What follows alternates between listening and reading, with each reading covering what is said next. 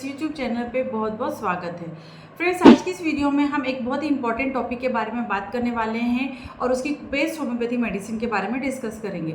अगर आप मेरी इस वीडियो को पहली बार देख रहे हैं और अभी तक आपने चैनल को सब्सक्राइब नहीं किया है तो चैनल को सब्सक्राइब करिए और बेल आइकन को ज़रूर प्रेस करिए ताकि जब भी कोई वीडियो मैं अपलोड करूँ तो उसका नोटिफिकेशन आपको तुरंत मिल सके।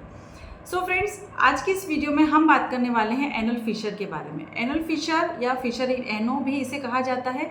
एनल फिशर आपके मल द्वार में या एनस रीजन में या एनल की जो लाइनिंग होती है वहाँ पर एक तरीके का टीयर होता है, कट होता है जो कि बहुत ज़्यादा स्मॉल और थिन होता है स्टार्टिंग में। बाद में फिर जैसे जैसे वहाँ पर मूवमेंट होते जाते हैं, किसी तरीके का ट्रोमा होता जाता है तो रीओपन होता है या साइज़ में बड़ा भी हो सकता है। जब मैंने बात की कि एक तरीके का स्मॉल टीयर होता है या स्मॉल अल्सरेशन होता है तो आपको सुनने में ये बहुत छोटा लगा होगा या बहुत मामूली सा लगा होगा, लेकिन वहाँ का जो पार्ट होता है एनल रीजन का वो बहुत ज़्यादा सेंसिटिव होता है due to the sensitive nerves. तो वहाँ पर नर्व्स होती हैं जो बहुत ज़्यादा सेंसिटिव होती हैं। क्योंकि वो बहुत ज़्यादा सेंसिटिव होती है तो पेन भी आपको बहुत ज़्यादा फील होता है। अगर मामूली सा भी कट अगर लगा है तभी आपको बहुत ज़्यादा फील होता है, बहुत ज़्यादा पेन होता है। मलद्वार का फटना या मलद्वार में जो कट होता है उसको हम आम भाषा में इस तरीके से समझ सकते हैं कि जैसे आपके होंठ फट जाते हैं उसी तरीके से ये मलद्वार की जो लाइनिंग होती है, एनल रीजन की जो लाइनिंग होती है वहाँ पर कट लग जाता है और एक टाइम के बाद में ये बहुत ज़्यादा सीवियर पेन जो है क्रिएट कर सकता है। बहुत बार ऐसा होता है कि आप ट्रीटमेंट लेते हैं, वो ठीक होता है और वापस से ये कट जो है रीओपन हो जाता है due to the bowel movement. Constant bowel movement की वजह से ये जो कट होता है ये रीओपन होता चला जाता है।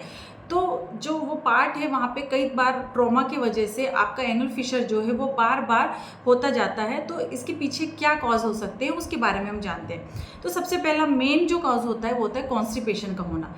अगर आपको बहुत ज़्यादा टाइट स्टूल पास आउट होते हैं या बहुत ज़्यादा लार्ज क्वांटिटी में होते हैं तो जब आप का जो मल है वो बहुत ज़्यादा टाइट है, कड़क है, बहुत ज़्यादा प्रेशर लगाना पड़ता है या बहुत ज़्यादा ड्राई स्टूल है तो वहाँ पर आपको जो कट होता है वो होने की जो है संभावना बहुत ज़्यादा होती है। और अगर पहले से वहाँ पर फिशर है तो वो रीओपन हो जाता है।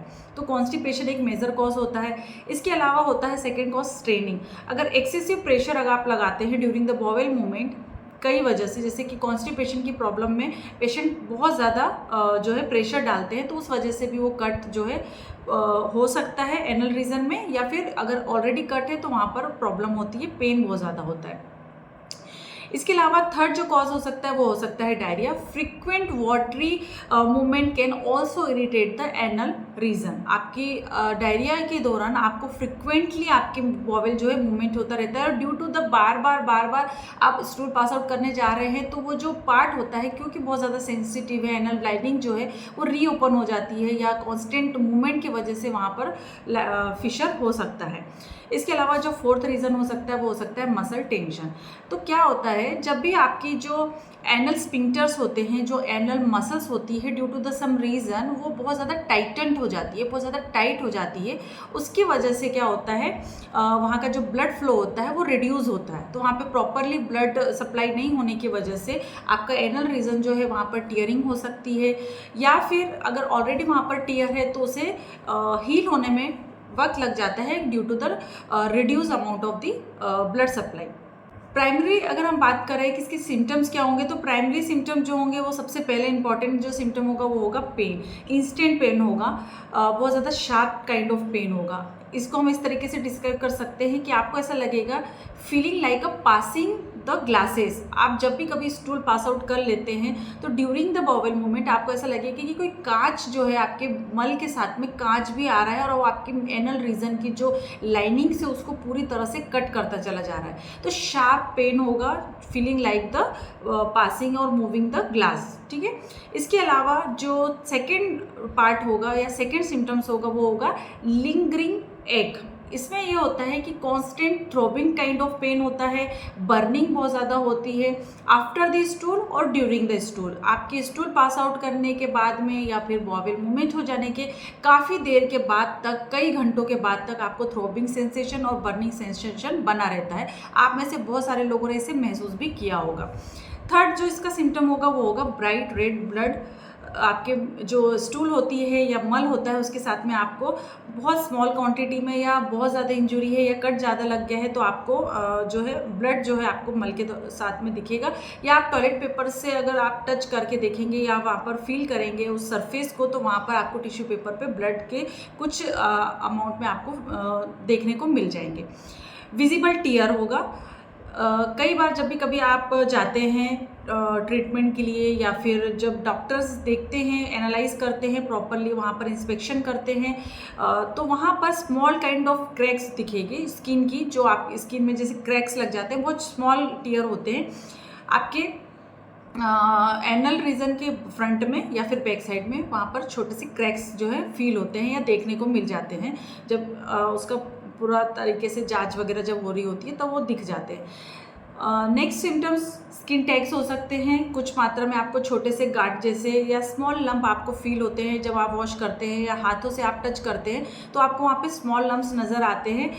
ये आपके बेस में, एनल रीजन की जो बेस होती है वहाँ पर होते हैं और वो टीयर के बेस में भी हो सकता है, तो वहाँ पर स्मॉल लंप्स हो सकते हैं और कुछ टीयर्स भी हो सकते हैं।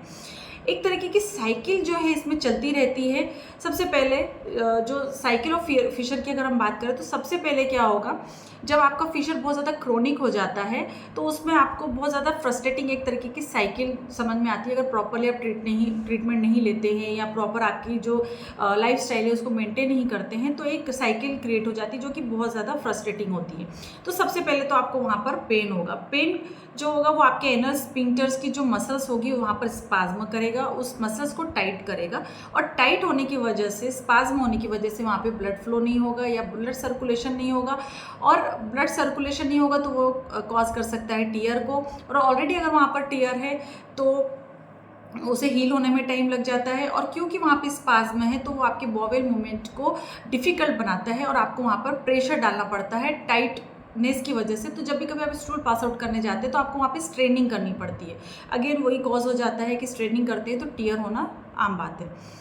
रिड्यूस ब्लड फ्लो की वजह से आपका जो हीलिंग प्रोसेस होती है टीयर की वो भी बहुत ज़्यादा कम हो जाती है। तो इस तरीके से अगर हम बात करें तो ये छोटी सी जानकारी मैंने आपको देने की कोशिश की है बहुत ही कम शब्दों में कि एनल फिशर आखिर होता क्या है, किस तरीके से होता है, किस तरीके की साइकिल्स होती है। तो इस तरीके से वो कंटिन्यूएशन में चलता रहता है। अगर हम बात करें होम्योपैथिक ट्रीटमेंट की तो इसमें 3 बेस्ट होम्योपैथी मेडिसिन के बारे में हम बात करेंगे। चलिए आगे बढ़ते हैं ट्रीटमेंट पार्ट की तरफ। तो इसमें 3 बेस्ट मेडिसिन जो होती हैं एनल फिशर में वो बहुत ज़्यादा इफ़ेक्टिव होती है। तो सबसे पहले होम्योपैथी मेडिसिन है रेटेनिया। ये होम्योपैथी मेडिसिन में सिम्टम्स जो होगा पेशेंट आपको बताएगा जैसे कि कोई चाकू चुभो रहा है या फिर ग्लास चुभ रहे हैं, इस तरीके के पेन होंगे, knife and glass like pain होंगे after the few hours after the stools, यानी आप स्टूल पास आउट कर देते हैं उसके कई घंटों तक आपको पेन होगा, शार्प पेन होगा, बहुत ज़्यादा ऐसा लगेगा कि कोई वहाँ पर कांच चुभो रहा है या फिर नाइफ से वहाँ पर चोट लग गई है। बर्निंग सेंसेशन होंगे, बहुत ज़्यादा जलन होगी और बहुत इनटॉलरेबल पेन होगा। और ड्रेड ऑफ द स्टूल, मतलब आपको स्टूल पास आउट करने के लिए जाना है, आपको प्रेशर भी आया हुआ है लेकिन आपको डर लगेगा, आप करने जाने से पहले डर लगेगा क्योंकि जब भी आप स्कूल पास आउट करने जाते हैं उसके बाद कई देर तक आपको बहुत ज़्यादा इंटेंस पेन होता है, टीयरिंग काइंड ऑफ पेन होता है, शार्प पेन होगा, साथ में बर्निंग भी होगी। सेकेंड होम्योपैथिक मेडिसिन है नाइट्रिक एसिडिकम। इस होम्योपैथी में स्प्लिंटर लाइक पेन होता है, ऐसा लगता है जैसे कोई चुभो रहा है, कुछ थ्रोबिंग टाइप ऑफ पेन होता है जैसे कि वहाँ पर कुछ निडल पियर्सिंग की जा रही है या फिर एनल रीजन में वहाँ पर कुछ ऐसे चुभोया जा रहा है, इस तरीके से वहाँ पर पेन होगा।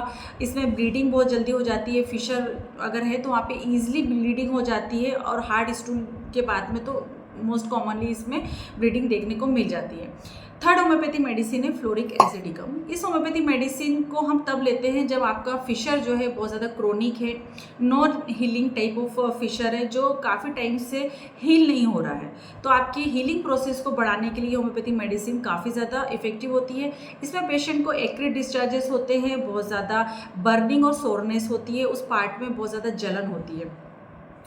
बहुत ज़्यादा लॉन्ग लास्टिंग अगर आपको किसी भी तरीके की वेरिकोज वेन वाली प्रॉब्लम है तो ऐसे पेशेंट में ये बहुत ज़्यादा सुटेबल होती है जिनको लॉन्ग लास्टिंग वेरिकोज वेन की प्रॉब्लम रही हो। और एप्लीकेशन अगर आप बात करें कोल्ड एप्लीकेशन की तो उससे पेशेंट को रिलीफ मिलता है। जब भी कुछ ठंडे पानी में वो बैठ जाते हैं या कुछ ठंडा वो अप्लाई करते हैं तो उन्हें रिलीफ मिलती है।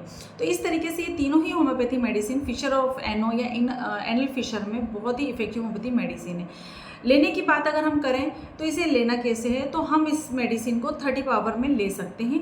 तीनों ही होम्योपैथी मेडिसिन को आप एज अ कंबाइंड भी ले सकते हैं।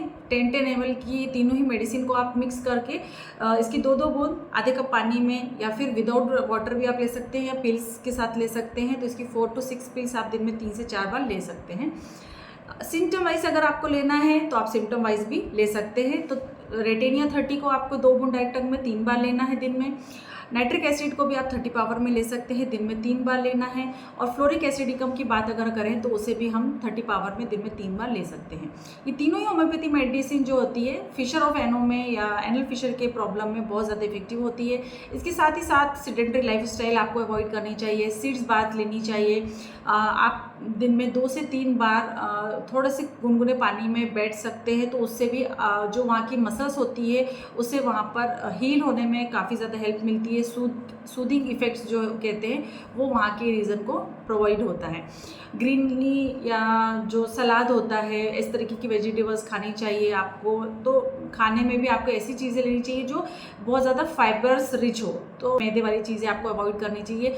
ऐसी चीज़ें लेनी चाहिए, आपको डाइट में इंक्लूड करनी चाहिए जो आप में जिसमें फाइबर्स बहुत ज़्यादा हो, जो आपके स्टूल को हार्ड ना होने दे, कड़क ना होने दे।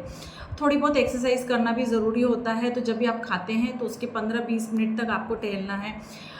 दिन में सुबह में और शाम में ये दोनों ही टाइम आपको कंटिन्यू करना है। और बहुत ज़्यादा तकलीफ़ होती है तो आपको जाकर डॉक्टर से मिलना है, प्रॉपर जांच करानी है और जिस तरीके से डॉक्टर आपको बताते हैं उस तरीके से आपको आगे ट्रीटमेंट को करना है। होपफुली ये वीडियो इन्फॉर्मेटिव होगी। अगर आपको ये वीडियो पसंद आई है और आपको कहीं किसी तरह से हेल्पफुल हो तो ज़रूर इस वीडियो को लाइक करिए और चैनल को सब्सक्राइब करिए, शेयर करिए इस वीडियो को। और इसी तरह नॉलेजेबल वीडियोज़ के साथ में मैं अपने चैनल पर हमेशा आती रहती हूँ। इसके बाद मिलेंगे हम नेक्स्ट वीडियो में। तब तक के लिए बाय बाय। अपना ध्यान रखिए, खुश रहें, धन्यवाद।